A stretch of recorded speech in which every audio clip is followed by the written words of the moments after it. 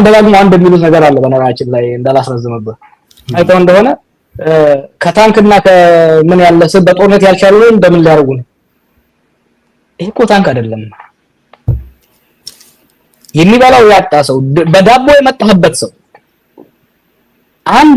አንድ ማህበረሰብ ወይ ማህበረሰብ ክፍል ከዚህ የበለጠ ምንም አይመጣም ብሎ ከቆረጠ ከታንክ ከጀት ይበልጣል አንድ ሁለተኛ በሰላማዊ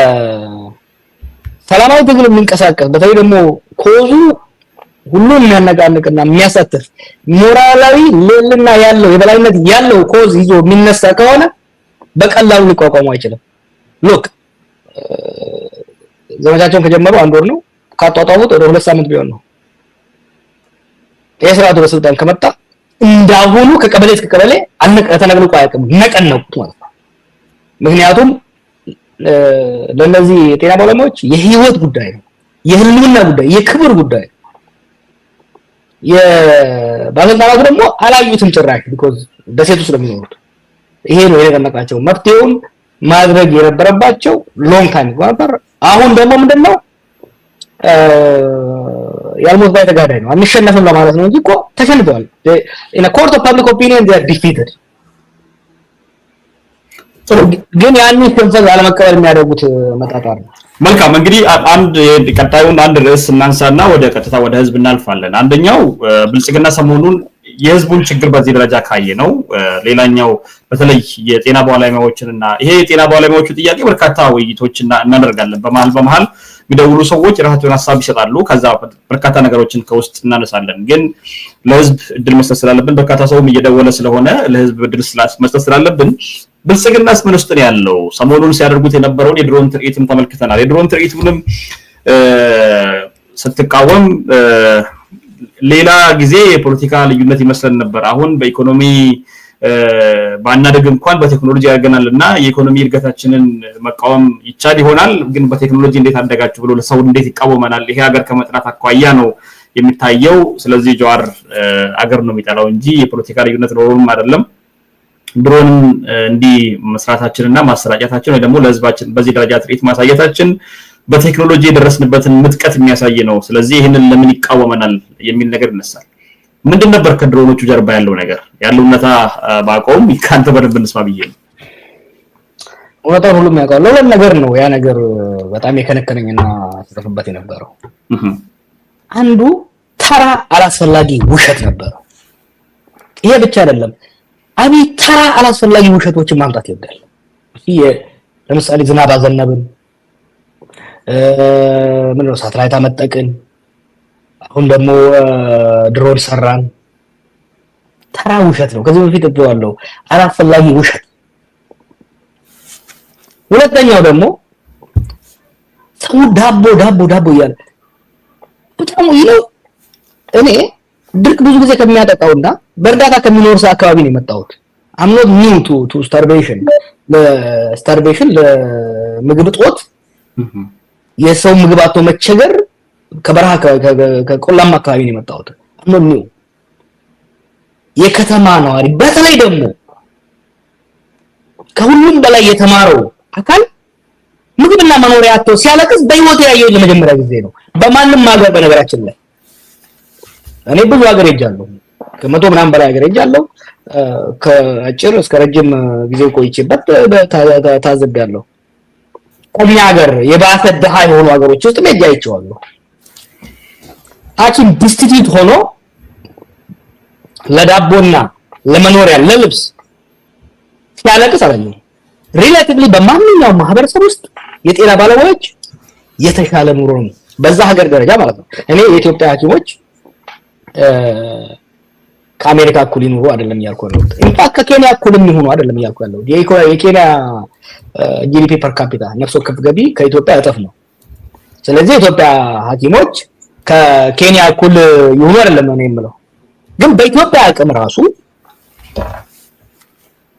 አሁን እየተከፈላቸው ያለው ነገር ዲዘርቭ አይደለም ያ ብቻ አይደለም እንጂ የከተማው ማህበረሰብ እየተራበ ነው ይሄ ችግር ደግሞ የመጣው በዚህ መንግስት ጦረኝነት ነው ሁለት ነገር ኮንትሪቢዩት አድርጓል አሁን ኢኮኖሚክ ሃውስ ባለፈው እንዳወየ ነው እንደሰዋየ ነው አንዱ ይሄ ማለቂያ የሌለው ጦርነት ነው። ሁለተኛው ከጦርነቱ የተረፈውን ገንዘብ በልዩ ፕሮጀክቶች ላይ ማውጣቱ ነው። ህዝብ ራበን እያለ እንደ መልስ የሚቀርበው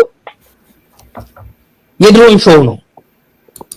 ከመሰለኝ መጣው ይሄ ወደፊትም የተነቀቁ ስለምናገር ነው እንጂ ኬስ ነው የታውቀዋለሁ። it comes ከብልጽግና አይዲዮሎጂ ይሄ ፕሮስፔሪቲ የሚባለው ነገር አይ ሆፕ የሃይማኖት ሰዎች ወጥተው በደንብ እንዲገልጹ ፈልጋለሁ።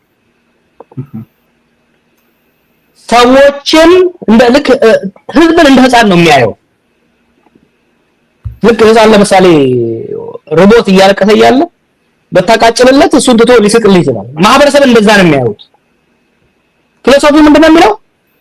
ሆዱ ደርቆ ሰውየው ፊቱን ቅቤ ቀባው ነው። it is the ideology of this thing, you know. እና ይሄ የወረደ ተራ ህዝብን የመናቅ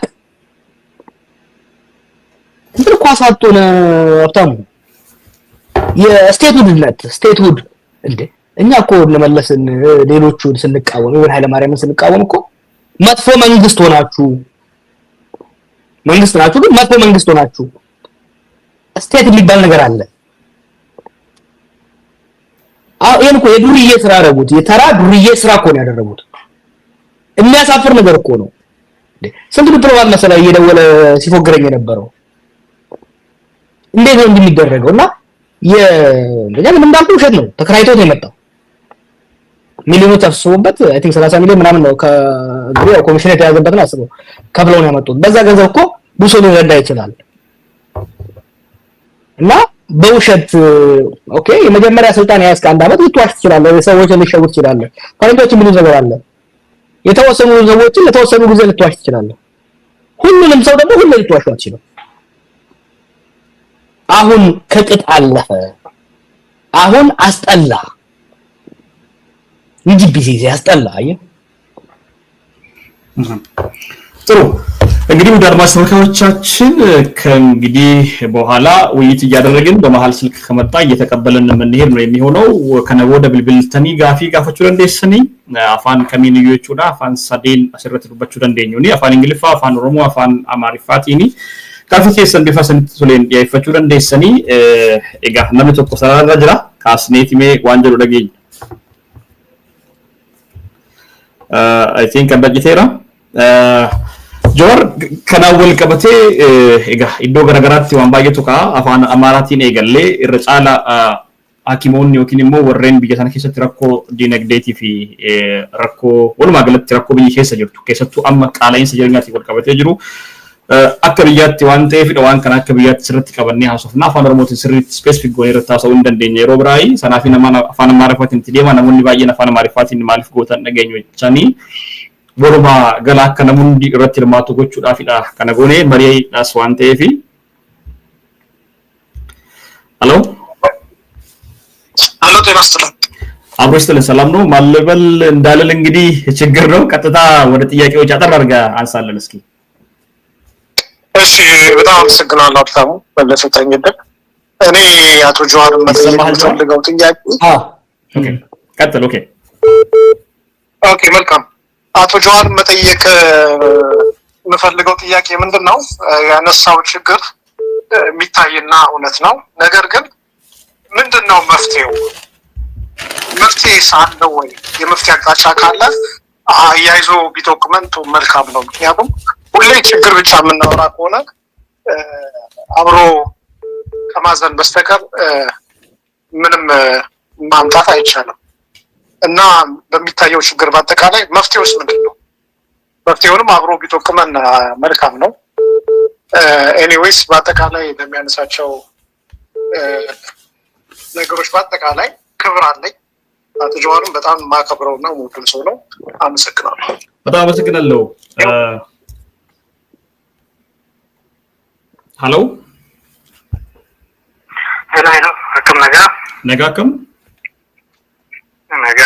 gaafin kiyya Jawaarii fi agaratamu gaafin tokkoffaa agartee minishaa irraa qabee haga biyyimbooti warra amma lubbuu namaa kan ajjeesaa karaa darbaa deemu kanni suuraa isaanii maqaa isaanii galmi nu galmaa'aa jira agartee burol gaafachuu ta'a ilmi namaa akka horii akkana gataa deeman kan gartee akka argachuu qabu ilmi namaa lubbuu namaa jala kan taphatan kan so nu galmeessaa jirtamu akkanni waan jiru so maqaa jaraa suuraa jaraa hojii jaraa wajjin yeroo isaan waan kan dalagan